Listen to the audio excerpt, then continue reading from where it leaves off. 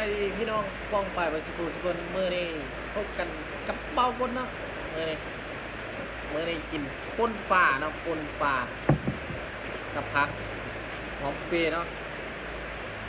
มักแตงทานก็ได้ผักงอกกินกับแบบกินกับป่นป่านี่พริกจี้หน่อยพอเบาคนไปกินแบบพริกข้าวเหนียวทอดเนาะข้าวเหนียว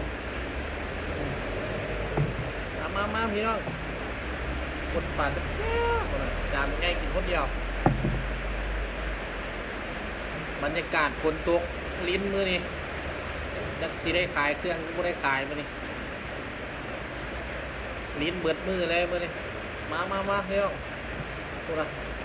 คนป่าตัวน้ำหน่อย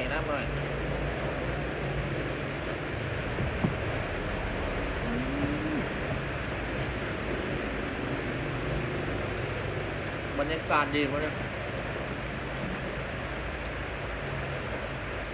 ตกต้นเข้าวัดมือแล้วมันพายุเข้าที่หามือแล้วข้างนอกอันนี้ยังงาม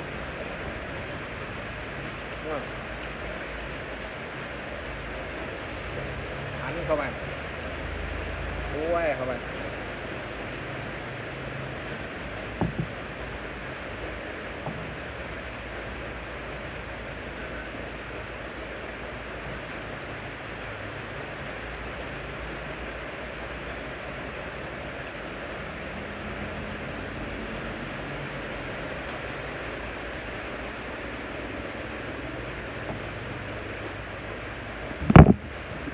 ภาพบรรยากาศดี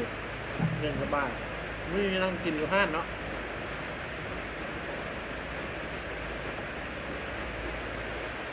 นั่งกินอยู่ห้านเปิดห้านมาเลย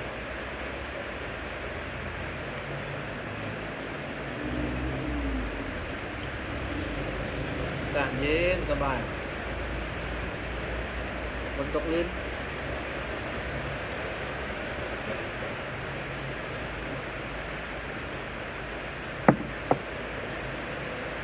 ทานเยอะๆ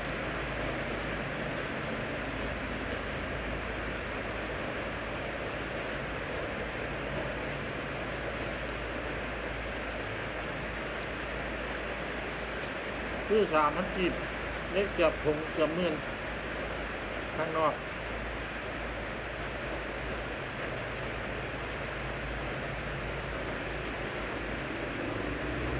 คนป่าบ้านเขาเลยเนี่ยคนป่าเรือ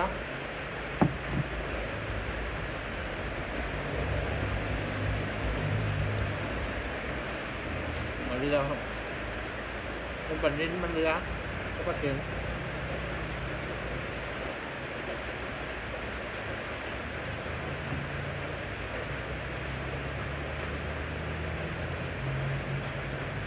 มันเข่าคับเลย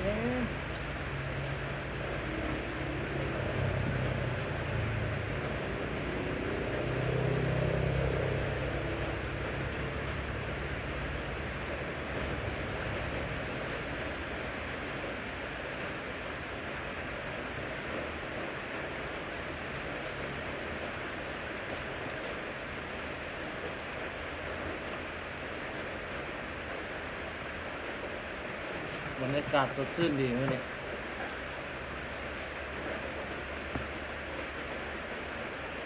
ฝนตกลิ้นเนี่ยนี่หาป่าทุ่งนา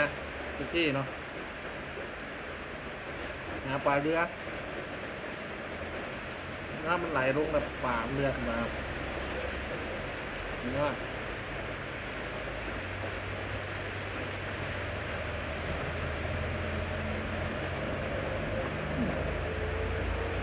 อะไรทำไมพี่ไอ้ถึงกินน้ำมันบอกกินน้ำมันหรอ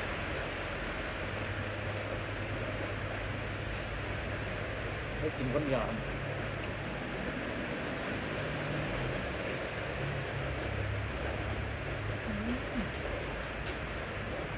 เข้ากันปะเนี้ย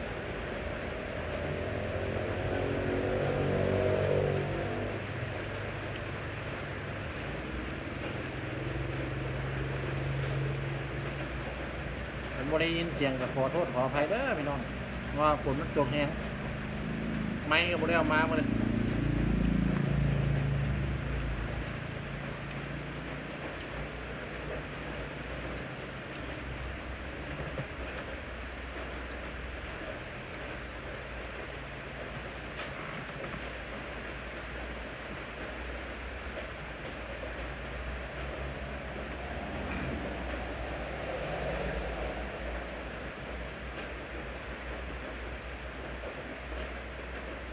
มองมันจะงามทุกทัดเลยเบาบนก็ข้างนอก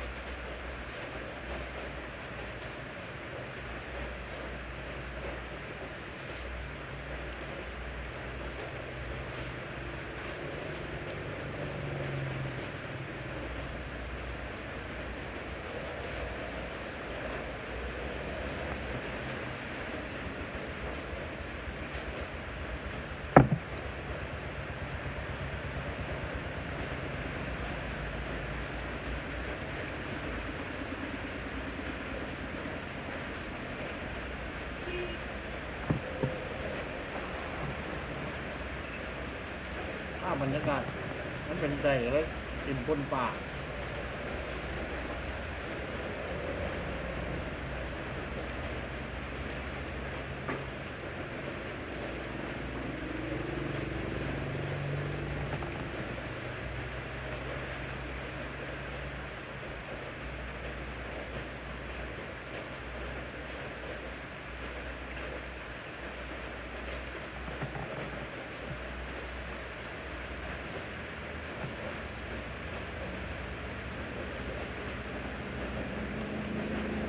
ได้ใจที่ดี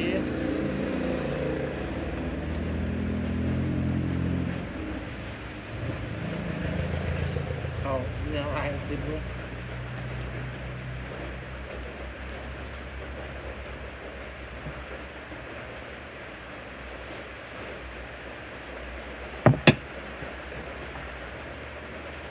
ปิ้งป่าปนป่าแล้วกินยัง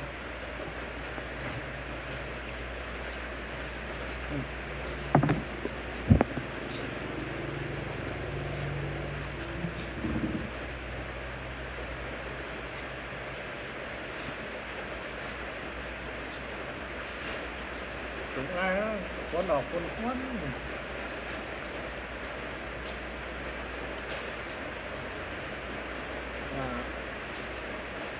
เป็นยาก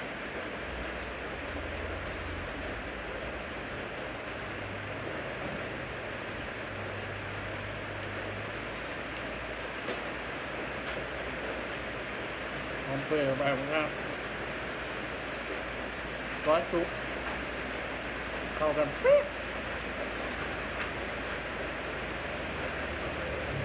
ลงเลื่อนตกแห้งเริ่มไม่ได้ยินเสียงกันละ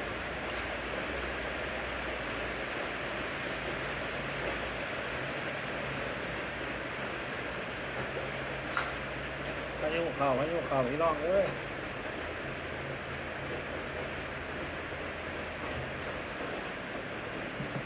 เครื่องของก็ไม่ได้ขาย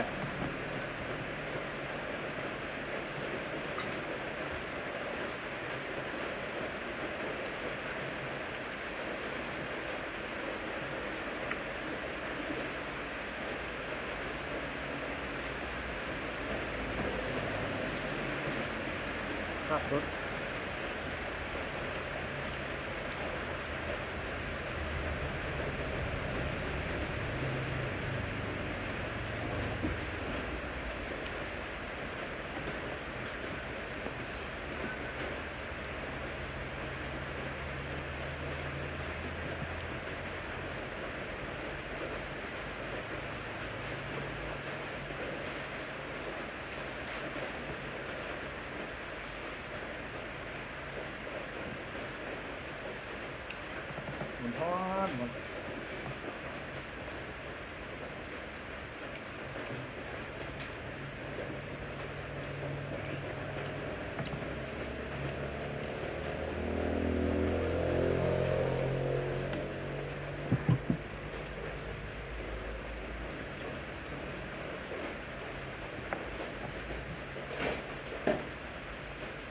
รื่องประเทศ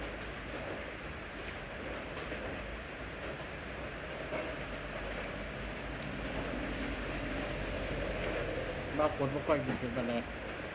เรื่อยๆ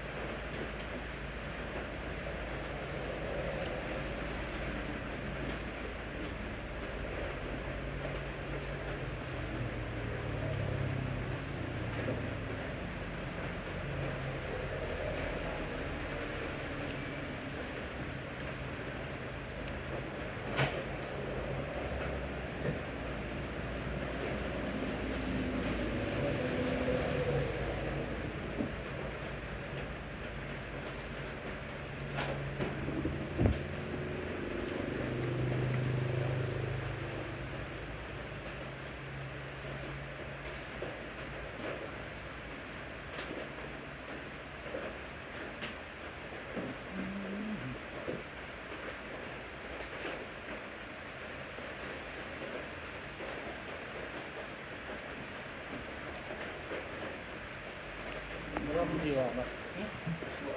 ที่ผมเลย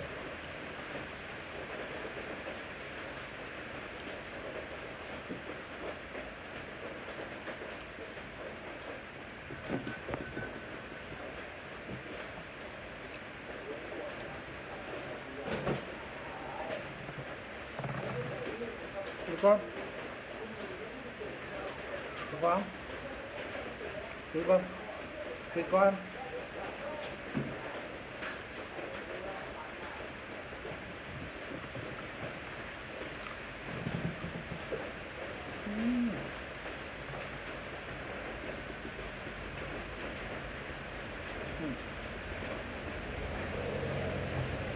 ควายวันแท้พันแท้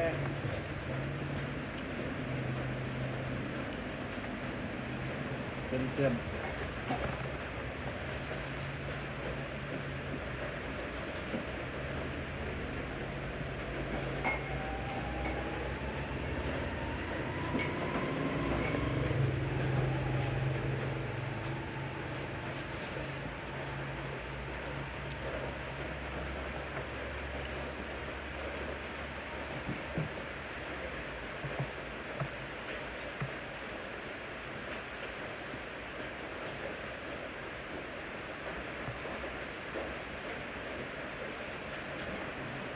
ย้อนว่า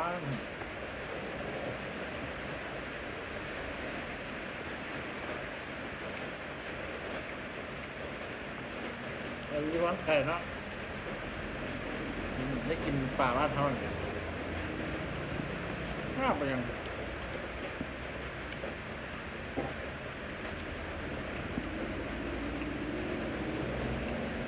ช่วงนี้ป่าเรือคนตกดินบางคนเคยไปหาแล้วเรือขึ้นมาโอ้กระสอ่อนอีกเอาสลับพอดีอย่าลืมกดไลค์กดแชร์เนาะกดซับสไครต์ให้ซ่องเบากดแนลเนาะโอ้โหเพื่อเป็นกำลังใจคลิปต่อไปเนาะที่เห็นยังคอมเมนต์เข้ามาได้เลยเนาะมากดจัดให้เลยเนาะสำหรับวันนี้สบายดี